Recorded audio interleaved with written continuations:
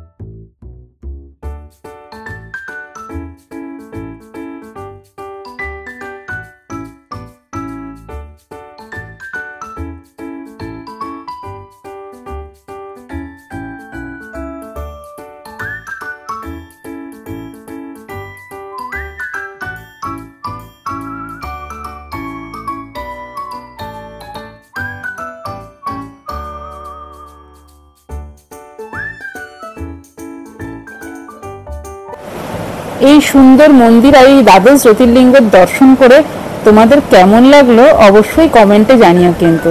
আর অবশ্যই কমেন্টে লিখো হর হর মহাদেব।